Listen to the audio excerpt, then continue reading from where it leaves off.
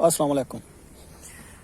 जैसा कि सब दोस्तों को पता है कि मैं फ़िश फार्मिंग के बारे में कुछ ना कुछ ऐसा करता रहता हूँ जिसका बुनियादी मकसद एक ही होता है कि फ़िश फार्मर्स के मसाइल को कम अज़ कम पैसा इन्वेस्ट करके हल किया जाए। ये मेरा 2.5 से 3 लाख लीटर्स का वाटर टैंक है। इसकी एरेशन के लिए मैंने पॉइंट्स दिए हुए हैं, ऊपर इसके जाल लगा हुआ है। जब तक जाल नहीं लगाया था तो मुझे दिन का काफ़ी सारा हिस्सा खुद या किसी बच्चे को यहाँ बिठाना पड़ता था, क्योंकि परिंदे आके मछली खा जाते थे और वो काफ़ी देर बाद पता चला कि ये अच्छा खासा नुकसान कर रहे हैं। खैर, ये जाल लगाया, 700 रुपये का एक इसका आता है पीस। 4 इंच का इसका 4 इंच का इसका वो है, सुराख है इसमें, और कुल इसकी 700 रुपीज़ प्राइस है। जो चीज़ आपको मैं दिखाने लगा हूँ आज वो इससे कुछ डिफरेंट है। जैसा कि पहले सब दोस्तों को पता है कि मैंने वाटर कैबेज यहाँ रखे हुए हैं पॉन्ड्स के अंदर, और वो काफ़ी सारी जो है ना अमोनिया, नाइट्रेट, फॉस्फेट वगैरह जज़ब करके पानी को पलूट होने से महफूज रखते हैं।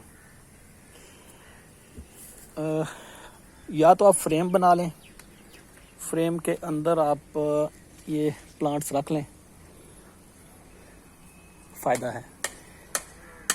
इसके साथ एक और चीज़ आपको बतानी थी कि मैंने इसमें जो वाटर हॉर्न वॉट लगाए थे ना, इसके नीचे लटक रहे थे, वो मछलियों ने खा लिए। उसके लिए नीचे अगर आपको वो उगाने हों तो एक कैबन नीचे से आपको बनाना पड़ेगा ताकि वहाँ वो मौजूद रहें। जाली साइड पे लगी हुई हो वो ना आए। उनको लगाने का मकसद ये था कि पानी में ऑक्सीजन मुसलसल पैदा करते हैं।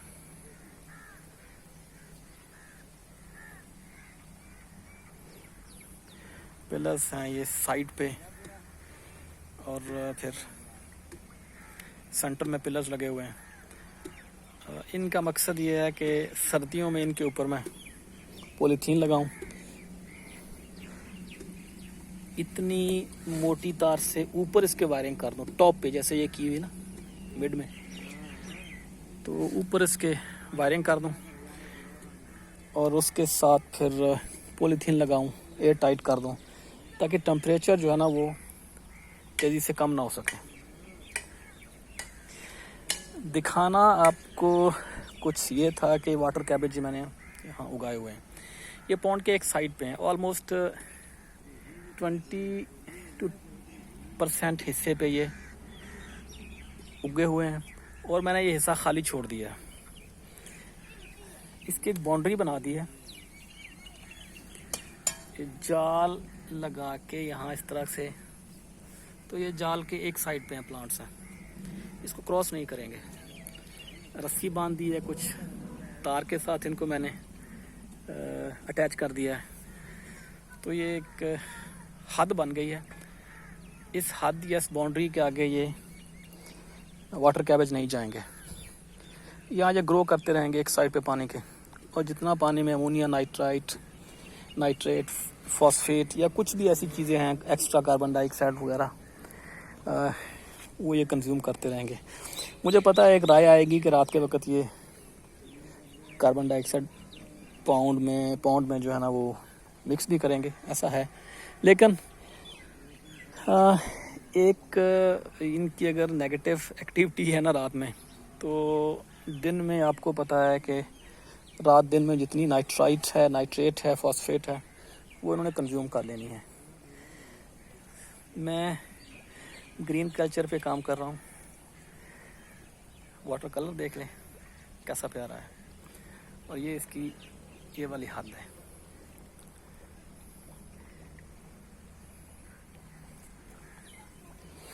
और मैं चाहूँगा कि फार्मर्स इस तरह का कोई बंदोबस्त करके ना, कुछ जाल वगैरह लगा के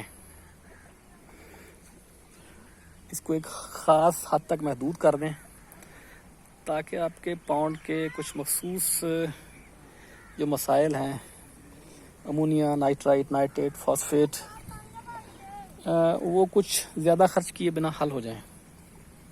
ये लगे हुए हैं सारे के सारे एरेशन के लिए पॉइंट्स। ये मेरे 2.5-3 लाख लीटर्स के टैंक में 4, 4, 8, 4, 12, 4, 16 और 17 पॉइंट्स हैं जहाँ से मैं इनको एरेशन दे रहा हूँ।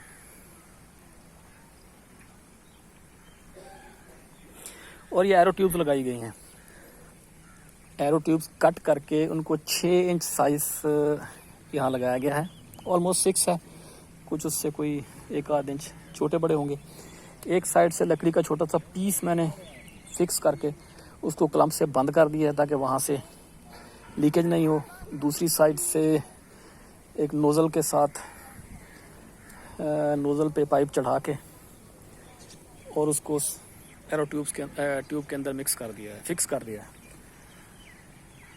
इस तरह से मेरा ख्याल है कि अगर आप 6 इंच का वो पीस लेके बजाय के रिंग बनाएं 1.5 फुट की या 3 फुट की, तो आपके रूट ब्लोअर और रिंग ब्लोअर पे लोड भी कम आता है, ज़्यादा पॉइंट्स पे आप ऑक्सीजन दे पाते हैं।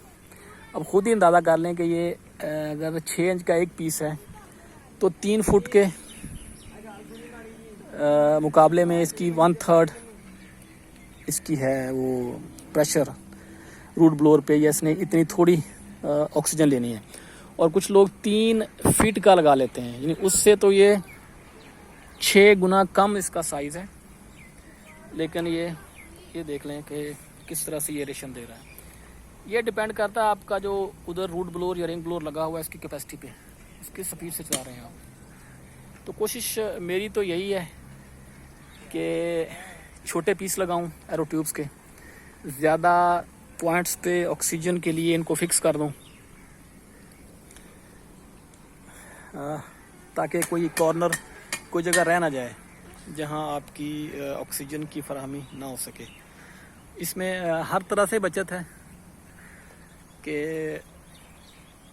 अब देख लें 1 मीटर की जो एरो ट्यूब है उसका रेट 400 रुपये के बराबर है, और ये उसका 6ठा हिस्सा है। ऑलमोस्ट कितना बनेगा, 6 पे तकसीम करें इसको, चलें 70 रुपीज़ तक हो गया। तो 6 से कम एक्सपेंसेस हैं, पॉइंट्स इतने लग गए हैं, आपकी एरेशन भी हो रही है और कोई प्रॉब्लम नहीं है, जेब पे कम बोझ पड़ा। मुख्तसर ये है कि अपने पॉइंट्स पे जाल लगाएं, परिंदे मछली को ना खाएं। ये पता ही नहीं चलता, जब काउंटिंग करते हैं बाद में तो अंदाज़ा होता है कि बहुत सारा हिस्सा तो कुछ दूसरे जो हमारे दोस्तों ने वसूल कर लिया है ऑलरेडी।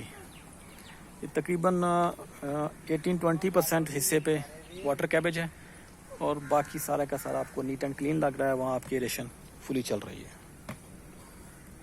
और उम्मीद है दोस्त इस तरह की छोटी छोटी जो है ना मेरी एक्टिविटीज़ उनको सराहेंगे, उनको फॉलो करेंगे और फ़िश फार्मिंग के अपने मसाइल को हल भी करेंगे। अस्सलाम वालेकुम। प्रोफेसर अब्दुल रऊफ़।